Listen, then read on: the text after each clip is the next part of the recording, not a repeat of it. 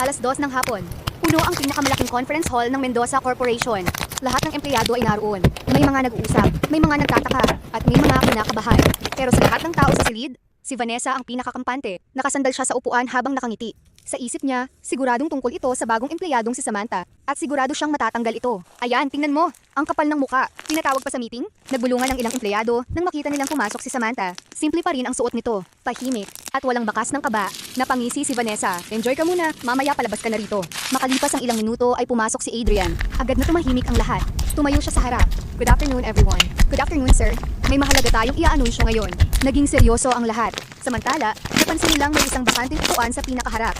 Yung upuan ng CEO. At hanggang ngayon, wala pa rin nakaupo roon. Nasaan kaya ang bagong CEO? Sabi nila babae raw, baka late.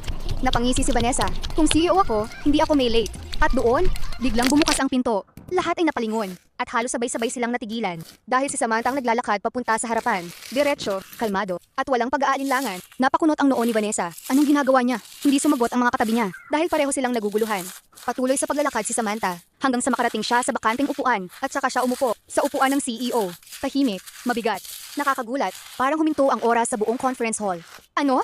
Biglang tumayo si Vanessa. Hindi pwede yan. Napatingin sa kanya ang lahat. Ngunit hindi niya yon pinansin. Hoy! Upuan niya ng CEO. Tahimik lang si Samantha. Ngumiti siya ng bahagya. At doon nagsalita si Adrian. Miss Vanessa, umupo ka. Ngunit hindi ito nakinig. Sir Adrian, bakit niyo hinahayaan yan? Isa lang siyang empleyado. At doon, tumayo si Adrian. At buong linaw na sinabi, because she is the CEO. Boom. Parang may sumabog sa utak ng lahat. Namilog ang mga mata ng mga empleyado. May napahawak ang bibig. May napatayo at may halos hindi makahinga sa gulat. Ano? CEO siya? Impossible. Samantala, parang nawala ng dugo sa mukha si Vanessa. Hindi pwede. Ngunit mas lalo pa siyang nagulat nang magsalita muli si Adrian. At isa pa, tama nang malaman ninyo ang buong katotohanan. Lumapit siya kay Samantha. At saka inilagay ang kamay sa balikat nito. Si Samantha Mendoza, ang bagong CEO. At ang kapatid ko, tahimik. Walang nagsalita, walang gumalaw.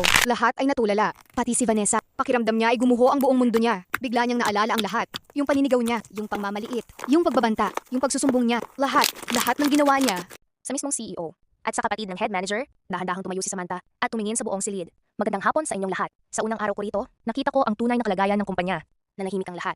May mga empleyadong masisipag, may mga empleyadong tapat, at may mga empleyadong ginagamit ang kanilang posisyon para manakot. Unti-unting napayuko si Vanessa dahil alam niyang siya ang tinutukoy. Ngunit hindi pa tapos si Samantha dahil ngayon pa lang magsisimula ang pinakamabigat na parte.